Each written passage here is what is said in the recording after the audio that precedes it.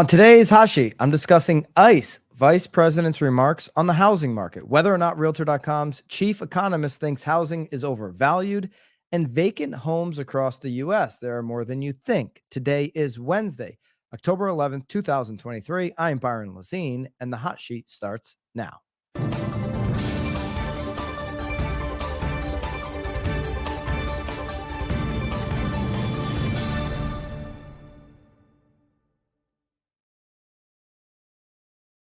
Welcome back to the hot sheet. Thanks for joining me here on the live stream. And if you are one of those bammers joining me on the live stream, let me know in the comments which market you're tuning in live from. Certainly, if you're on the replay, let me know what you think about the three topics that we have lined up. And if you want to get the most out of our content here at BAM, join BAMX. Use code HOT to get 10% off of the BAMX community, where just later today, we're going to be going into an after party mode. We've got a 3:00 live webinar. Anybody, BAM member or not, has access to. It's myself and Tom Toole going through business planning at 3 p.m. Eastern today, 12 o'clock on the West. There's a link down below so you can get in on that Zoom by just clicking that and signing up. And then after the Zoom, we're going to be going into BAMX after party mode, where we take some live questions. If you want to become a BAMX member, of course, use code HOT to get 10% off and get access to that, as well as access to all of our downloads, like the downloads we do here on the hot sheet each and every single day.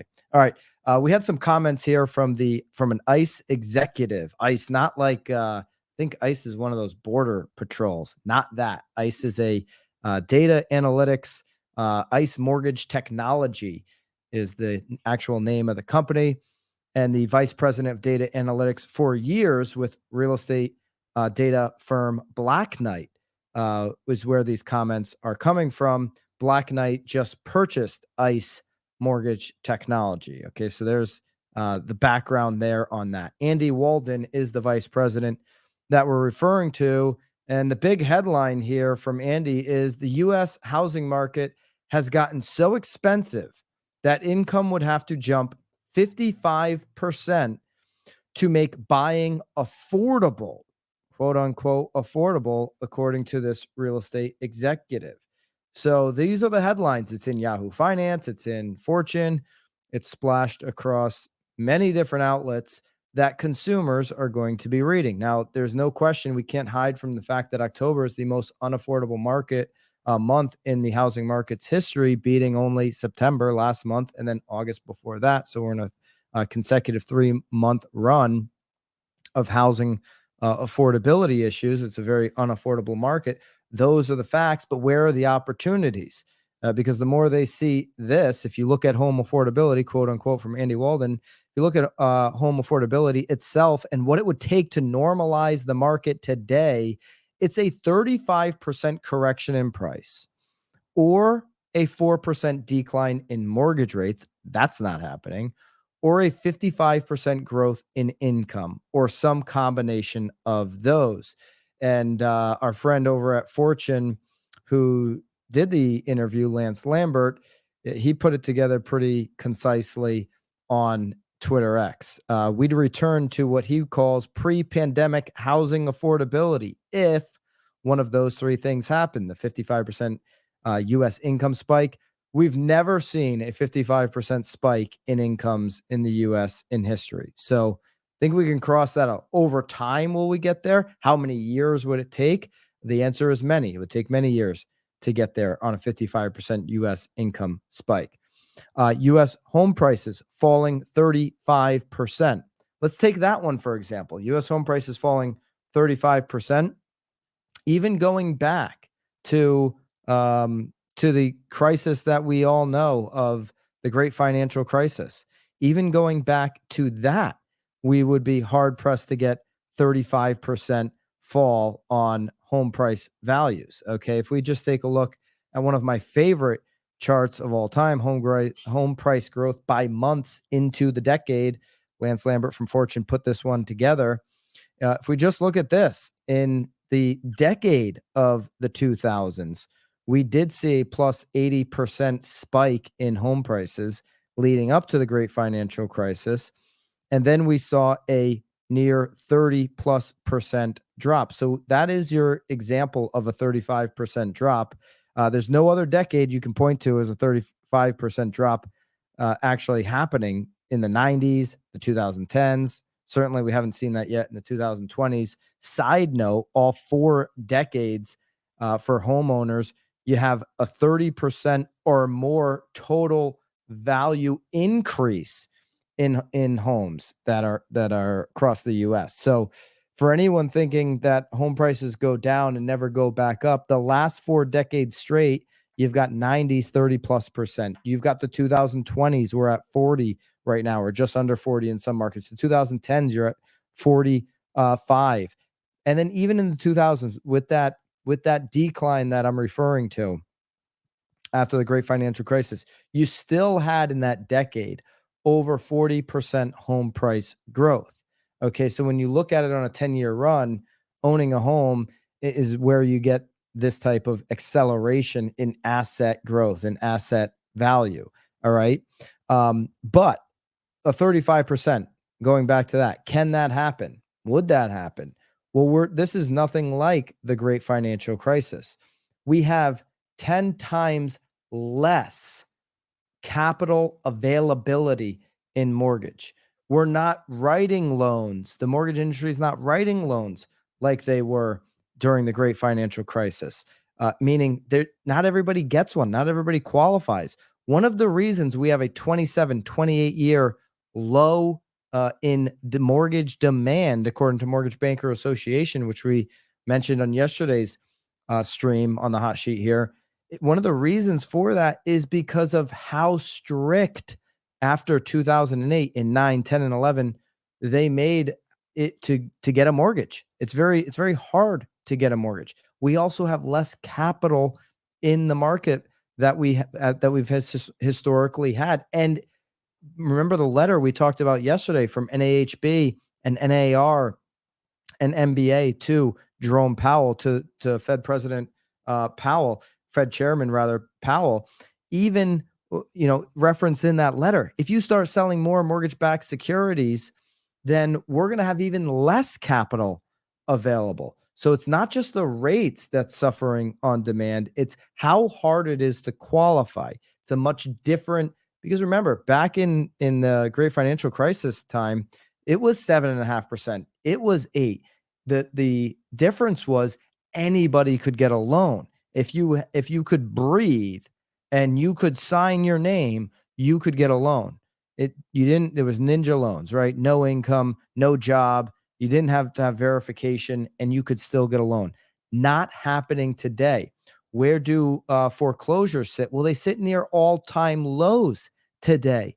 Very unlike that situation. It would take a long time for us to start to see the level of foreclosures, the level of delinquencies, the level of pre-delinquencies that we saw during those years. So we're nowhere near, a GFC, a great financial crisis type of situation. And I would argue that even when we saw interest rates go from 2.5, 3, all the way up to 7.5 last year, the biggest impact we saw was in places like Austin that maybe got a little overheated. Places like Boise that certainly got overheated with how many people were buying in Boise from places like California. And even there, we didn't see anything close to 20% drops. We actually saw 10% drops at the most. So home prices falling 35%. You'd have to see the worst economic collapse that we've ever experienced in this country, in my belief, for us to erase the 40% gain that we've experienced for home prices to fall 35%. Oh, by the way, if they did fall 35%, you'd still be up 5% if you bought in the beginning of 2020. How crazy is that? If home prices cratered 35%, you'd still be up 5% since 2020. There's a very low likelihood of that happening. 42% of homeowners across the country don't have a mortgage. So you can take 4 out of 10 homeowners out of the picture that aren't going to sell their home for a 35% discount. Why would they? They have the protection of having no mortgage. They're not feeling the pain of 8%. Then you can take 83% of mortgaged homeowners. You can take them out of the picture because they have an interest rate of less than 5%. And where jobs are in this country right now, why would they sell at a discount? Why would somebody sell 3%? That's a hedge against inflation for them. Why would they sell at 3% unless they were relocating or some other scenario? And that's one of the reasons we've seen inventory get held back along with our lack of production. So then we're left with if incomes are not going to spike 55%, if home prices aren't going to fall 35%, we're left with mortgage rates need to fall 4 percentage points. Okay, not going to happen. Not going to happen. Now, eventually, can we get down to low fours or mid fours? Yes, we can. And I think that we will. But when I say not going to happen, don't start spreading the news. What's that New York? Spreading the news. No, don't be spreading the news that rates are going to fall 4 percentage points in 2024, because we know that the path that we're on right now is pointing towards interest rate being higher for longer. And actually, Lance writes here, the point being, we're not on a path as of today towards pre-pandemic housing affordability levels. So this is the situation that we need to get comfortable with here going forward. Housing affordability takes into account incomes, national prices, and mortgage rates. So when you hear that lowest level of affordability, those are the three metrics that are being taken into consideration. There's a great piece on Housing Wire I want to point to here for a second. And this doubles down on what I just said. 8% mortgage rates are a new reality. Okay. So we've been talking about the impact, but we need to be comfortable with this being what we're going to be operating in for not only the short term, but start putting that into your business plan for 12, 24 months out. Maybe not 8%, but higher, certainly for much longer. If you plan on 24 months and it ends up being 12 months of a higher interest rate, if it comes down next year in the fourth quarter, good. You've planned so far ahead. You've been so conservative with your outlook in investing or operating your real estate business that you can ride the wave down and be super comfortable with that. Okay, so this is 8% is now common. So home buyers some of them are just going to be priced out. And here's the argument the Housing Wire says homes are going to sit longer. You're starting to see that a little bit. Higher rates typically, now this is where we can have a little bit of a debate here, Housing Wire. Housing rates equal more inventory. Okay, well, we've seen inventory tick up a little bit. We always report on inventory with Altos Research on Mondays, and we've seen a little tick up in inventory, but we're still year over year negative from last year on active inventory at this moment, and we're still at an all-time low for new listings. So there's a little pushback there that these higher rates haven't actually equaled more inventory. It's been one of the trends that has bucked historic measures when you see rates go up. Lower rates typically will equal less inventory. Well, the rates were super low and we had low inventory, and now they went up and we still have low inventory. So the path to finally having more selection for home buyers is through higher mortgage rates. Now, I agree with that to some degree. The path in a situation where we're at right now, when we look over the next 12 months, quarter four of 23 to quarter four of 24, the path for home buyers to have more selection on homes is that with higher rates or lower rates. Okay. Now, higher rates, you will hopefully see this trend that's been historic where more homes are going to sit and they're going to have more selection, like we've seen the last 30 days or so. We know over the next 12 months, we're not getting any supply to help us. We don't have an abundance of supply like we have in multifamily to help out. So if we got lower rates, would that actually help out? You might see some sells, but those are all buyers. So they're eating up the inventory just as fast with lower rates. And what happens in that scenario? You see prices heat up again, which can be even more impactful on affordability than what we're dealing with now, which sounds crazy to say. If mortgage rates were to fall between now and January, this is from Housing Wire, expect to see inventory decline again next year like it did for most of this year. If rates stay at 8% or higher, their expectation is you will see inventory rise in 2024. We'll be dealing with more inventory in 2024 for those who can purchase. Okay. So this is a silver lining moment to educate buyers and investors on, hey, the rates for those that can afford are your friend right now when it comes down to options and choices on the market. The more that we accumulate inventory through this winter, the more choice you'll have December, January, and February, which are often the best 3 months for buyers and investors to capitalize. So this 8% higher for longer could be a benefit for those seeking choice. Okay. Fewer sellers are seeing the upside of listing now. New listings volume each week remain very low, and there are very few sellers who want or need to sell in this market, and there's no flood of sellers. So the hope here is that you're going to see days on market increase, which is going to increase the inventory. The data shows that 58,000 new single-family homes hit the market this week. We talked about that on Monday. That's roughly the same pace as the last few weeks and the same pace this time year ago. This inventory's build is from a dearth of buyers, not from a surge of sellers, okay? Both home buyers and home sellers are waiting on the sidelines. This is why I keep saying, guys, go wide if you're a real estate agent.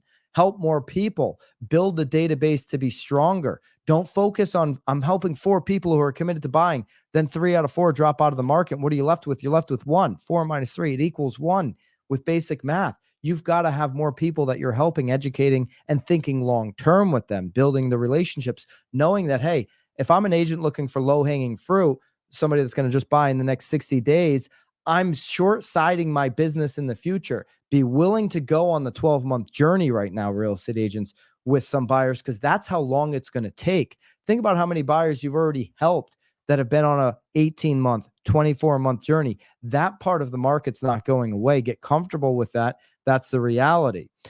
Just to finish up on this Housing Wire, a couple of spots in this article that I thought were interesting. There were actually more sales contracts started this week than a year ago. There were actually more sales contracts started this week than a year ago. Agents that are feeling the pain and the crunch of transactions, there's some great news for you. There's more sales contracts starting this week than a year ago, and I would argue that's with less agents. Sales have been consistently fewer all year long, but last October is when the brakes really slammed on. There are only 327,000 single-family homes under contract right now. It's obviously shockingly few, but listen, we had the brakes and the impact of the fourth quarter. We know what to expect this year for the fourth quarter. We had it happen last year. We know what to expect right now. So this begs the question, with everything being unaffordable, and Danielle Hale from Realtor.com, the chief economist there, chief economist for many years. We're hoping to talk to her over at Knowledge Brokers Podcast within the next few weeks. We're working on getting that set up. Go over to at Knowledge Brokers Pod, which I do with Tom Toole and Lisa Chinati every Friday. It's at least 2 of the 3 of us. Go subscribe over to that channel if you haven't done so already. I'm looking forward to that conversation with Danielle Hale. We've had Lance Lambert from Fortune on. We've had in the past George Ratu, the chief economist from KCM. He used to work with Danielle over at RDC for many years.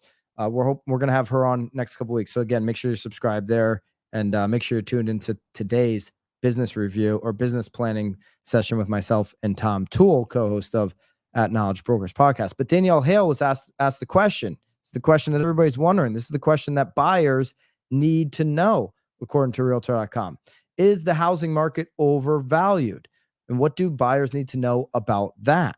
Okay, so what did Danielle Hale, how did she answer the question, and how can we use this in our industry to help educate folks? If you look at how much income home buyers are putting towards their housing payment, if the number is not the highest ever, it's really darn close. That's obvious. We just went through those numbers. No one wants to buy a home at the peak of the market, then watch the home value trickle down. This is an obvious feeling. This is a feeling and a sentiment that real estate professionals need to get real comfortable with, understanding that that's the reality and understanding how to educate on that. Homes in 98 of the 100 largest housing markets are selling above their long-term prices, which indicates that they are, in fact, overvalued, according to Danielle Hale. And this August analysis from Florida Atlantic University and Florida International University researchers. Only 2 markets out of 100 had homes selling at a discount. 9 of the top 10 markets were where homes were priced at the highest level above historical norms were in the South, with 7 in Florida. The Sunbelt states are the most overvalued right now, according to Florida Atlantic University, Ken H. Johnson. However, not everyone believes home prices are out of whack. Let's take a listen here. One of the things most observers agree on is the housing shortage has kept prices high. Okay, since there aren't enough properties to go around for all of those aging into prime home buying years, buyers have been trying to outdo one another with these higher offers. It happens in artwork, in commodities, in precious metals, and certainly in housing. The rarer, the more desirable something is, the more valuable it is often considered to be. So, yes, we're in an affordability crisis, says the vice president and real estate consulting firm John Burns, but we have so much demand in the market. I know that you can argue housing. I don't know that you can argue that housing is overvalued because of this demand. And this is where I want to take a pause for a second. This is the question that needs to be asked. This is the educational process for home buyers and even investors in this market. If rates were to drop 4%, that's the only likely scenario we see. We don't see incomes going up 55%, and we don't see a 35% coming and crash. Real estate home values, not with this demand, not with this shortage of supply, basic economics, right? So if we saw a 4% over time drop in mortgage rates, is that going to open up this buyer pool, which is at the lowest level in 27, 28 years? Is this going to open it up or decrease it in your eyes, a drop in mortgage rates? Well, of course, that's going to increase it. When that increases, do you envision home prices going up or down with more competition on these homes? I envision them going up. We're potentially buying below. We're definitely not potentially. We're definitely buying today below the next peak. Okay. Could there be a valley between now and the next peak? Are we thinking about things in the next 10 years? Because if we are, then we can certainly look back on the chart that I showed previously, where in a 10-year cycle, you're going to be buying below that next peak. It's nearly impossible to perfectly time investments in the stock market. A lot of people understand stocks. They have a 401k. They understand the adage of you can't time the stock market. This is also true in real estate. No one wants to risk buying shortly before a major price correction. So that is a fear people have. But timing is impossible. And you just look at the last 4 decades, if you're in it for 10 years, even if you buy right before a valley, a dip, you're going to be okay on a 10-year run. You shouldn't buy a house on a 2 or 3 year window anyways. House flipping is very risky. House flipping comes with short profits because of capital gains. Are you a house flipper or a homeowner? These are some of the educational conversations that we should be having. There's always this looming fear that they're buying at the wrong time or they're buying at the top of the market. This is Ali Wolf now, chief economist for Zonda. We thought the peak was last year. We thought the peak was the year before. We had another peak this year. Think about that. For those that bought in early 2022, they were being told you're buying at the peak. You're buying at the highest level. You're overpaying. Well, those folks got 3.5% interest rates in the beginning of 22. Those folks bought below this year's peak in prices. They're really happy with their purchase. They're really happy they didn't listen to ReVenture's YouTube channel, who told people not to buy in 2020, in 2021, in 2022. If someone's buying now, it's because they don't want to lock in their interest rate, live in a certain neighborhood, get a certain school. They're planning to live there at least 5 years. I wouldn't be concerned about trying to time the market, says Ali Wolf from Zonda. She's talking about 5 years. I go with the average. Most people are looking at a 10-year range, okay? There's still another big opportunity we're missing here. And a lot of real estate, I think professionals are overlooking this opportunity in this market, both investors and real estate agents alike. And there's a lot of ways to get this data, to dig this data up. Real Deal just reported that there are 5 million homes vacant while the U.S. is grappling with a housing shortage. So the good investors, the ones that are hitting the pavement, the good real estate professionals and agents, the ones that are hitting their community and untapping this inventory, is going to really be able to unlock these 5 million homes. Okay. There's just so much opportunity when we look at what's available in our market that we're not potentially thinking about. It's not only 5 million, it's 5.5 million vacant U.S. housing markets in the U.S. 50 largest metro areas. If you're in one of the largest 50 metro areas, let me know in the comments. Okay. This is a 8% housing vacancy rate in the 50 largest metro areas, despite the ongoing housing crisis in the country. Several reasons include a 26.6% of vacant homes are just available for rent. Guess what? Guess what? We're going to have the most new apartments come online, new with great amenities, pools, and pickleball courts come online the end of this quarter and the beginning of 2024. So I think some of these single family homes, I think that number could grow, 26.6% of vacant homes being available for rent. I think the vacancy rates on single families could go up because they're going to get brand new multifamily, amenities, parking, all of these different great things that come with brand new. 17% used only a part-time, so be thinking vacation or second homes.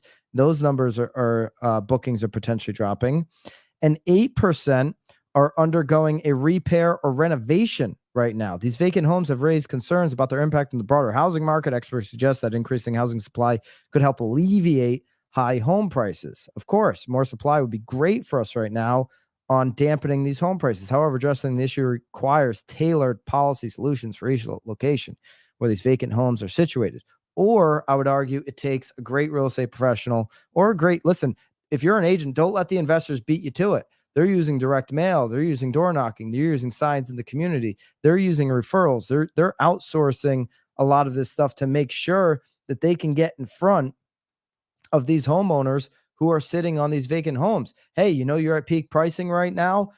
We can probably get your home sold in 30 days or less, or I could buy it cash, or here's a couple different offerings that I have for you to go ahead and get out of this home. Don't let the investors, if you're an agent, beat you to those conversations, because they're happening and they're going to continue to happen. Certainly if this number from Real Deal is accurate. A little bit of news on the treasuries. It's been decent week here on the treasuries, taking a step back. I had a piece here from Lance Lambert on Twitter X I thought was worth sharing. He's sourcing Cap Economics. Okay, so this was yesterday from Lance. New Cap Economics says if these borrowing rates persist, lending and sales volume could fall even further in the near term, creating a risk that house prices fall rather than stagnate. So listen, I think for us, for real estate professionals looking at the housing market, housing prices falling 5-10%. It's actually a welcome sign. It's a little bit of a relief. It's room to breathe for buyers. Anybody that bought in the last couple of years can deal with a 5 or 10% valley right now. Okay. So borrowing rates persist, lending and sales volume, the amount of capital could fall. So you're not going to have a lot of capital there. And that would then bring prices down. However, Cap Economics, they expect rates to soon pull back a bit. Okay. A little bit of good news here on the Wednesday. Cap Economics expecting rates to soon pull back a bit, allowing buyer demand to then strengthen, which would not push prices down. That, of course, would push prices up. Surging treasury yields have pushed mortgage rates above 7.5, higher than we had anticipated. If these borrowing rates persist, lending and sales volume could fall. And that was the first part of that tweet. However, we still expect a slowdown in the economy to lead to a reversal in the recent rises in treasury yields and mortgage rates later this year. Been living above 4.5% on the treasury yield. It's come back off of its high up over 4.8, almost 4.9, a bit here in the last couple of days. This would allow buyer demand to strengthen if you continue to see this treasury yield and mortgage rates pull back later this year. So Cap Economics is going the opposite direction of those that are saying, no, it's going to be it's going to be higher for longer. They're probably still saying the same thing, higher for longer, but a slight pullback from where we're at right now. This should set the scene for a pickup in housing market activity in late 2024. Okay. As conditions for buyers slowly improve. This is where I'm talking about. Be prepared for 12 to 24 months on rates being higher for longer. If it happens earlier, late 2024, great. Good news. You were over prepared. Better to be over prepared than under prepared. Meanwhile, higher risk free rates have triggered an 8.7% fall in multifamily capital values due to date, which is good because we don't need more inventory on multifamily. Quick update here on the 30-year. We did see with these 10-year Treasury pulling back a bit, we did see the 30-year fixed daily survey come down yesterday from at 7.62 down from 7.81 at the end of the week. Hopefully we get to see that trend continue and get closer to 7.5 here as we close out the day. I hope you close out the day with me on the business planning event today, 3 p.m.